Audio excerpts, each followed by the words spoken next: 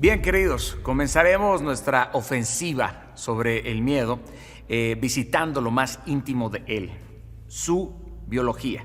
Pero antes de proseguir, debes de tener en cuenta que en este capítulo vas a necesitar tomar notas y que te vas a enfrentar seguramente a términos nuevos, sobre los cuales quizás vas a necesitar regresar. Hazlo y si es necesario repítelo las veces que sea necesario hasta que estos conceptos elementales terminen por fijarse en tu mente. Si no tienes dónde escribir, querido, por favor ponle pausa a este video y ve y busca el PDF de apoyo. Utiliza una pluma, una hoja y cuando estés listo, comience de nuevo. Bien, cuando el miedo me acababa, cuando su sombra penetró en mi sangre y hasta quiso congelarla, fíjate lo que te estoy diciendo, decidí que tenía que conocer el miedo. Pero a diferencia de lo que dictaban mis primeras intenciones, escogí los libros de neurología, antes que los de cualquier otra especialidad. Aquella decisión creo que fue acertada porque una vez diseccionando el cerebro que me hacía sentir temor, me fue mucho más fácil comprender las reacciones de mi cuerpo y de mi psiquis e incluso encontré algunas claves para contrarrestarlas. Y ya que estamos listos tú y yo, vamos a proceder a explorar los aspectos biológicos más importantes para la comprensión del miedo. Terminando este capítulo, no solo sabrás más sobre tu cuerpo y tu mente en situaciones de estrés, sino que te estarás encaminando a configurar tu cerebro para responder de forma mucho más apropiada. Hoy le tememos a muchas cosas inexistentes, miedos de los que los primeros humanos nunca tuvieron noticia, pero que activa un sistema que tiene un fin muy concreto: la supervivencia. En este video veremos qué sucede en tu cerebro y en mi cerebro cuando se percibe una amenaza. Pero antes debemos recordar un poco cómo es este órgano maravilloso. Lo haremos sin entrar en grandes profundidades. Bien, comencemos este paseo, por favor. Y este paseo inicia en la amígdala que está aquí. Este es el centro primitivo. Su función principal consiste en integrar las emociones para obtener las respuestas fisiológicas correspondientes, lo que es fundamental a la hora de procesar las amenazas que perciben nuestros sentidos. Dejemos esto hasta aquí. Vamos a dejarlo solo por un momento, ya que necesitaremos un curso completo solo para comprender de manera superficial las tareas que desempeña esta estructura tan compleja. Pero cerca de la amígdala vamos a hallar la región conocida como locus cerúleo, que muchas veces es ignorada en nuestras escuelas, pero juega un rol muy importante como un modulador del sistema nervioso, algo que se ha comprobado, por supuesto, en los primates. De allí vamos a ir al tálamo, que se encuentra aquí, y que es una especie de nodo en el que convergen las imágenes y los sonidos en nuestra cabeza. Este envía la corteza para que sean interpretadas las imágenes. También está el hipocampo, que es una región en forma de S, ubicada en el lóbulo temporal, que tiene una estrecha relación con el almacenamiento de la memoria, la cual, a su vez, tiene mucho que ver con las reacciones que tú y yo tenemos ante el miedo. Aunque hay muchos otros factores que intervienen en las respuestas de nuestro pánico, voy a cerrar este breve recorrido mencionando al hipotálamo. Como lo menciona el nombre, está debajo del tálamo y cuya función podemos simplificar diciendo que es un puente entre el sistema nervioso y el sistema endocrino, es decir, el sistema de las hormonas. Cuando ocurre un estímulo sensorial como un gruñido o el olor a quemado, inmediatamente la amígdala activa una respuesta a través del hipotálamo y que es el tablero de control de la hipófisis, enciende la mecánica hormonal. Los estímulos visuales o los estímulos auditivos, como ya hemos visto, van directo al tálamo, que corre a informarle a la amígdala y a la corteza cerebral para que éste inmediatamente identifique de qué coños se trata este miedo. Cuando el estímulo, por ejemplo, es olfativo, es algo muy interesante porque es más primario aún.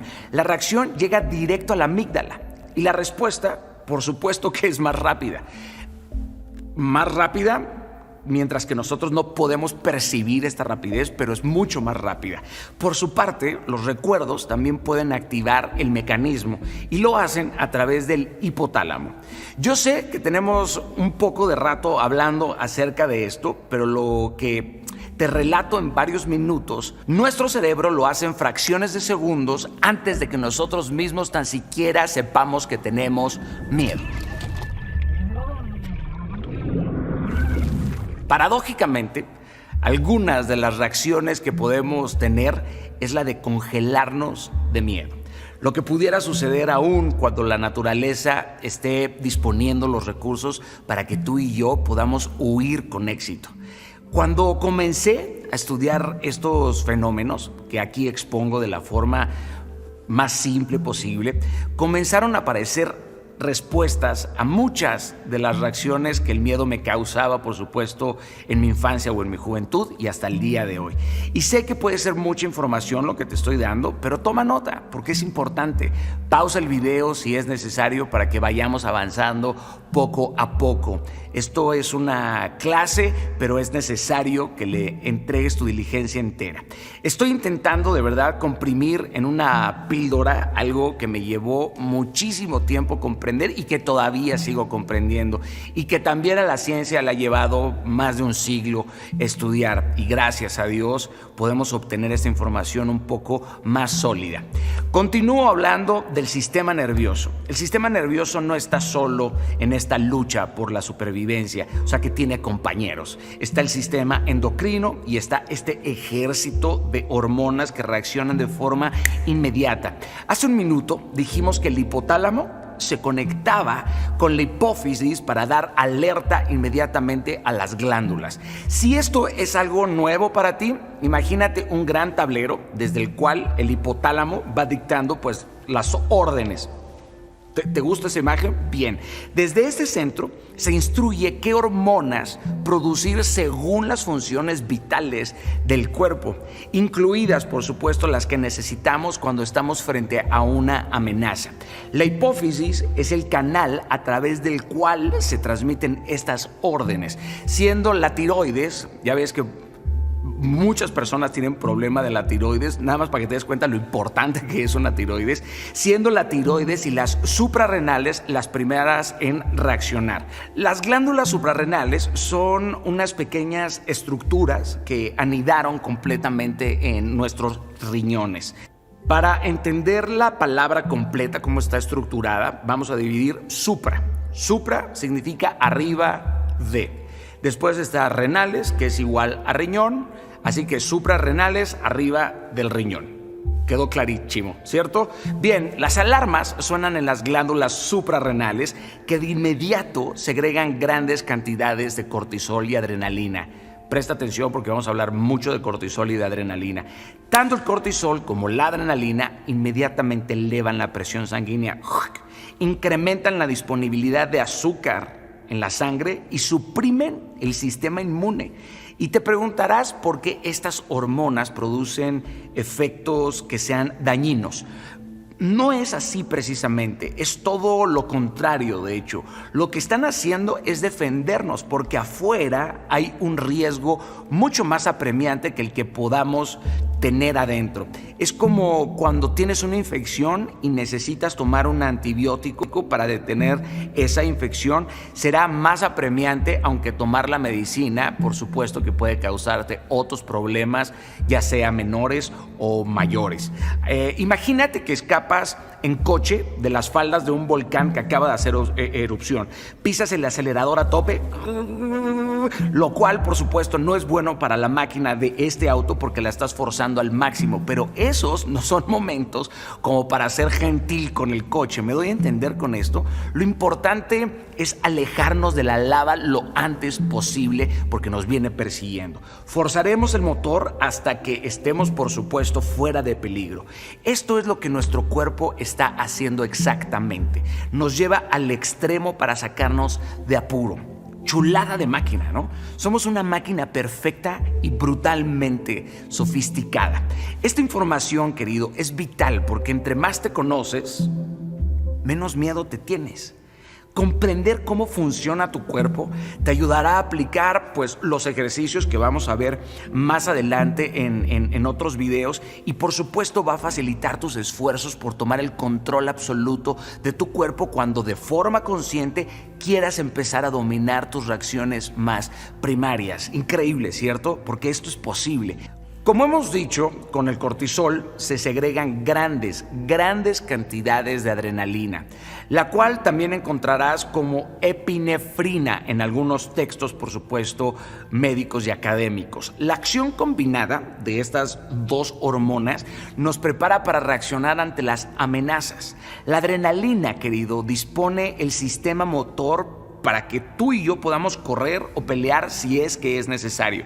Sé que has escuchado muchas veces expresiones como llénate de adrenalina o lleva tu adrenalina al máximo.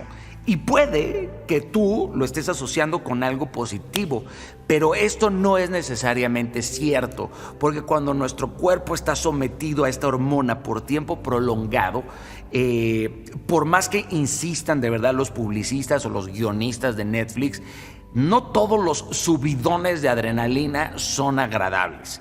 Es muy importante tomar en cuenta que cuando el cortisol se produce en exceso, el organismo entra en un estado catabólico, lo cual no es malo cuando tiene que ocurrir, pero cuando no, por supuesto que es algo que no debería de estar sucediendo. El problema es que cuando nuestro cuerpo ha estado en estados catabólicos que son constantes, esto es lo que origina que tú y yo entremos en estrés. Así que quiero que recuerdes que la palabra catabólico proviene de la raíz griega kata. Así, kata al final lleva como un acentito en griego que significa descenso, para que no olvides lo que tu cuerpo experimenta, o sea, catabólico, desciende tu cuerpo.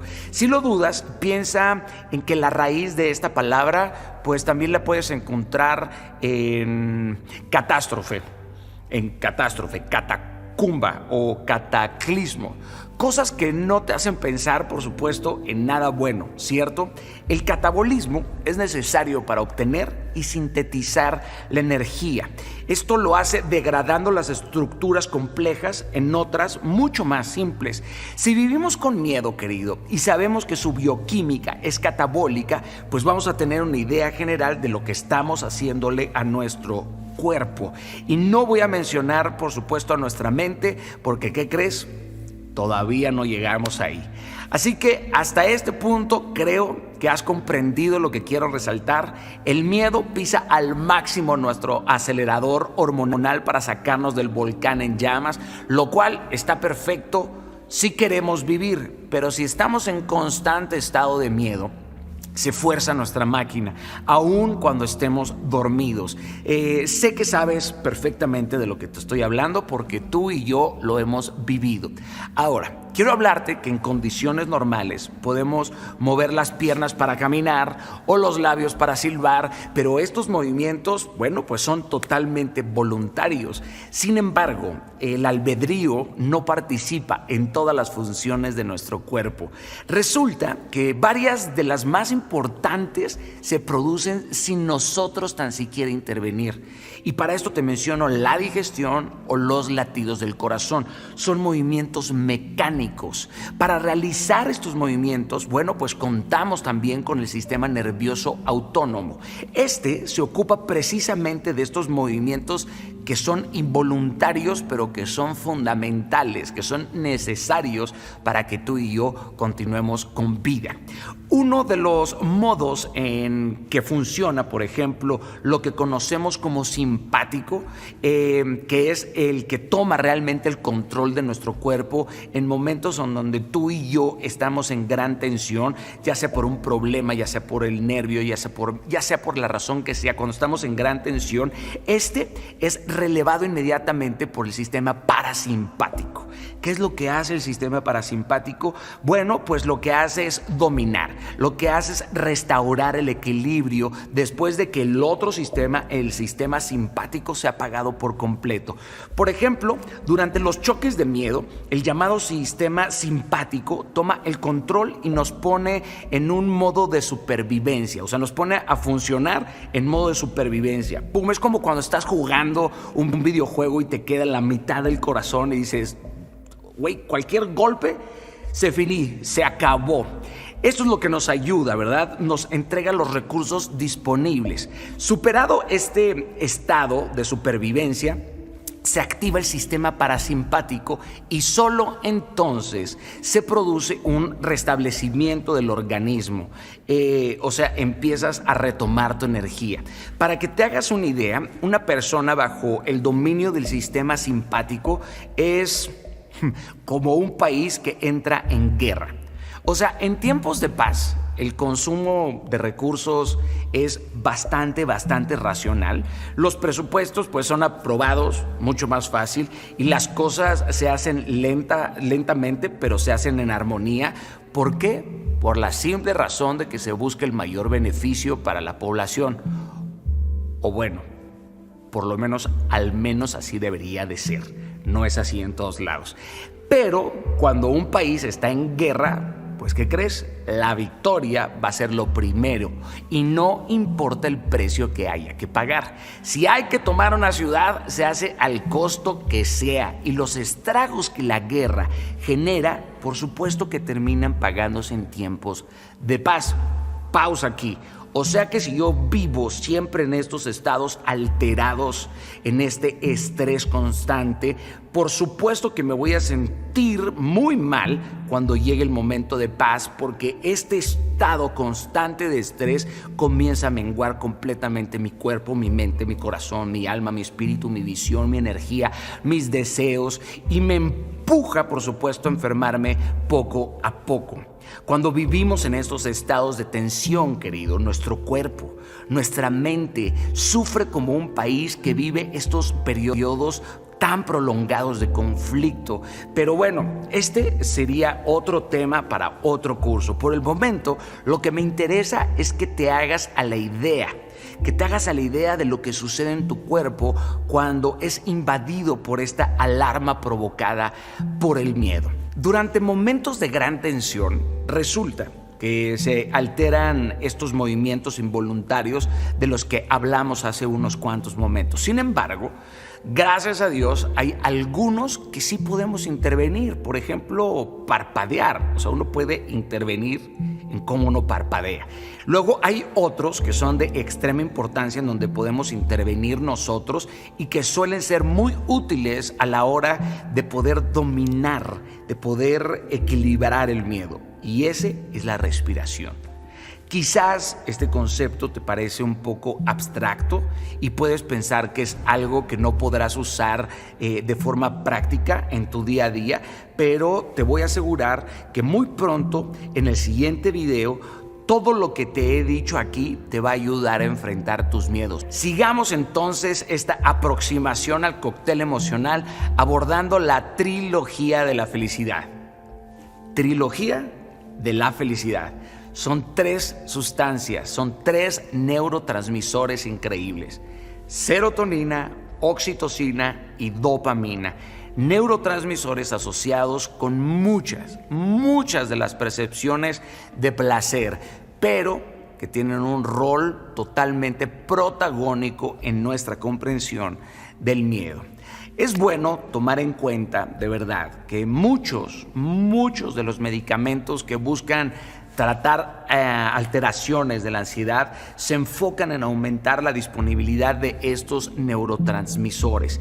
Y créeme, en verdad, el consumo de estas drogas es brutalmente peligroso y no es lo más adecuado, por lo que debemos buscar a toda costa restringirlos de nuestra vida, por supuesto, al menos de que haya una patología concreta como la imposibilidad de producir un neurotransmisor. Solo pueden ser prescritos, por supuesto, por un especialista, así que no busques conseguirlos al menos de que te encuentres bajo un tratamiento. No podemos dejar este recorrido sin mencionar a los 3 ingredientes clave: Una vez más, serotonina, oxitocina y dopamina. Te voy a hablar de ellos brevemente.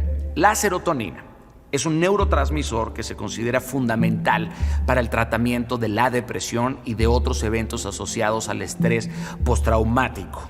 O sea, ¿cuál es el estrés postraumático? Tuviste un trauma y el estrés que continúa después de cierto trauma. Seguramente has escuchado hablar de productos como la sertralina, o conocido como Zoloft, o la fluoxetina, conocido como Prozac, que son las llamadas drogas de la felicidad. Esta felicidad se estimula al crear las condiciones para que haya más serotonina disponible en nuestro cerebro. Es decir, a mayor serotonina, mayor felicidad. De allí que estos medicamentos se usen para tratar ciertos procesos depresivos. Y mira, de verdad que son interesantes también en el uso de ciertos trastornos de pánico. Resulta que un estudio muy reciente de la Universidad de Carolina arroja evidencia de que la serotonina puede incrementar profundamente los mecanismos que nos hacen sentir miedo. Interesante, ¿cierto?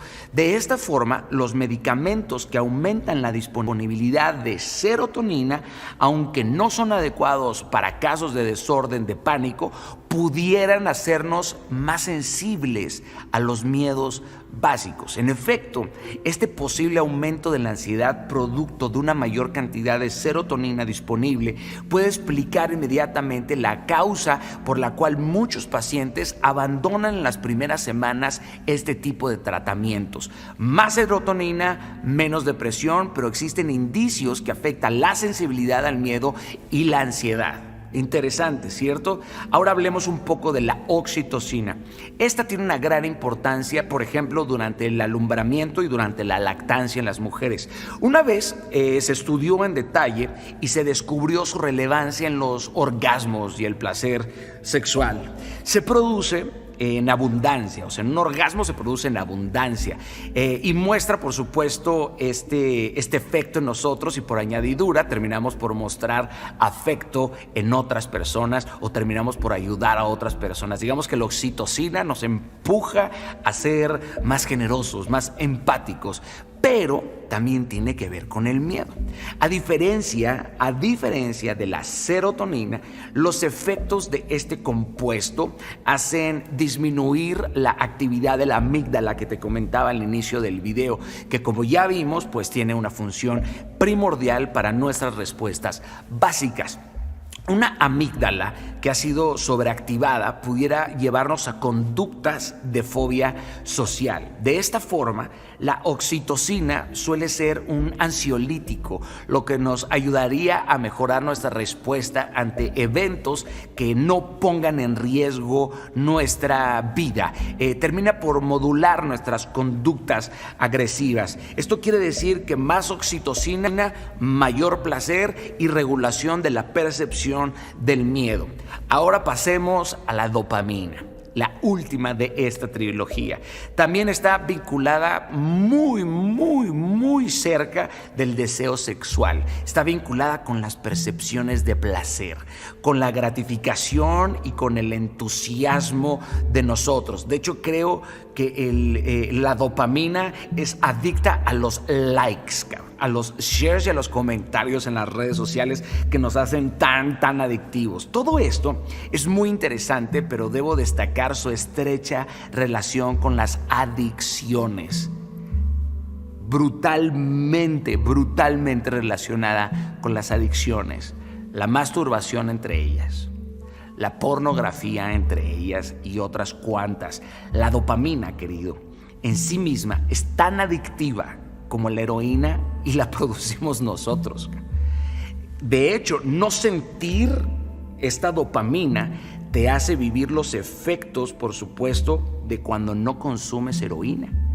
En los últimos años, a la dopamina se le vincula con el miedo, especialmente desde un famoso estudio que hace pensar que ratas con elevada concentración de dopamina evitan más rápido los choques del miedo.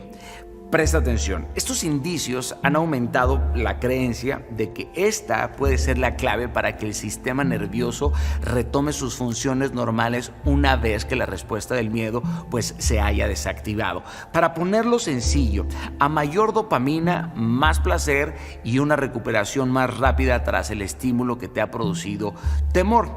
Y así es como culminamos esta brevísima visita de los neurotransmisores y su relación real o su relación potencial con el miedo. Para comprender una vez más que nuestros cuerpos nos pueden ocasionar estas reacciones, que puede forzar nuestro motor, necesitamos repasar, por favor, qué ocurre cuando estamos tú y yo frente a una amenaza. Una vez más, recurro a la amígdala. Nuestra amígdala recibe el estímulo, envía señales a zonas del cerebro que activan el sistema nervioso, se activan las hormonas, principalmente el cortisol y la adrenalina, y esto hace que el sistema simpático tome el control. Perdemos parte de nuestra capacidad de pensamiento racional, por eso hablar, hacer algo mientras que tienes miedo no es nada beneficioso. Resulta que también se dilatan tus pupilas, lo que también es producto de esta descarga hormonal. Tantas veces que has dicho, ¿por qué se me dilatan las pupilas? Es que es una descarga hormonal, la misma causa por la cual tú y yo palidecemos y volvemos a enrojecernos, ¿no? Cuando tenemos miedo, lo que es causado por el efecto de esta adrenalina en cada uno de nuestros vasos sanguíneos. Brutalmente interesante y apasionante, ¿cierto? Esta misma hormona resulta que va a los músculos y los tonifica para que tú puedas realizar grandes esfuerzos. A esos que les encanta el gimnasio pueden recordar perfectamente esta sensación. Podemos sentir contracción muscular, querido. Cuando tú y yo estamos tensos, cuando estamos ansiosos o hasta temblores en las piernas, te das cuenta que te da un miedo terrible y empiezas a temblar, te empiezan a temblar las manos o empiezan a temblarte las piernas, por supuesto en algunos casos. Inmediatamente aumenta la glucosa, precisamente porque requerimos una inyección de energía. Ve todos estos procesos que son tan sofisticados. Nuestra respiración, cómo se acelera. Muchas veces, por supuesto, más allá de lo recomendable, y es por eso que terminas hiperventilándote. Un miedo puede llevarte a la hiperventilación y sucede lo mismo con el ritmo cardíaco, porque se eleva la tensión arterial, ya que esa es la orden que el cortisol y las otras hormonas le dan. Y desde allí es que viene esta expresión tan conocida: me va a dar un infarto del susto. Es cierto, porque como ya hemos dicho, el sistema inmune pasa a segundo plano y el proceso digestivo se detiene. En efecto, disminuyen las enzimas del estómago, lo que conlleva inmediatamente a malestares estomacales. ¿Te has dado cuenta que te da un susto y a los 10 minutos te empieza un dolor de estómago brutal que te puedes doblar? Esto sucede porque hay eventos que pueden ser muy intensos. Incluso pueden causarte hasta una evacuación o pueden causarte un vómito o una imperiosa necesidad de ir a orinar. Estos efectos, querido, han dado origen a decir que tú y yo nos cagamos de miedo. Es que es literal, porque un susto te puede hacer que te cagues de miedo. Y no podemos descartar, por supuesto, a los traumas y a las enfermedades, ya que hay muchas personas, querido, que las sufren por miedos muy intensos. La biología nos ofrece las herramientas para sobrevivir a los peligros que nos esperan en el día a día. La máquina perfecta de nuestro cuerpo es una demostración de cuánto eres capaz de lograr si te enfocas en lo que deseas. El avance, querido, de la ciencia ha supuesto gigantescos beneficios para la humanidad, pero al no comprenderla, hemos perdido la noción de la providencia de las pequeñas inmensidades que ocurren adentro de nuestro cuerpo. Yo me asombro con esto y espero que tú también. Lamentablemente se nos ha hecho tan común el milagro de la vida que ya ni siquiera nos maravillamos con nuestro cuerpo. Yo me veo al espejo y digo, es que qué máquina, todo lo que sucede adentro de mí, y quiero que te sientas así de apasionado, así de asombrado por tu cuerpo, y lo más increíble es que puedes dominarlo. puedes llevarlo a un lugar más allá de sus competencias. Ya que sabes dónde se originan estos efectos, los efectos del miedo, te aseguro, querido, que muy pronto tú y yo vamos a ponerlos a trabajar para ti. El miedo va a trabajar para ti.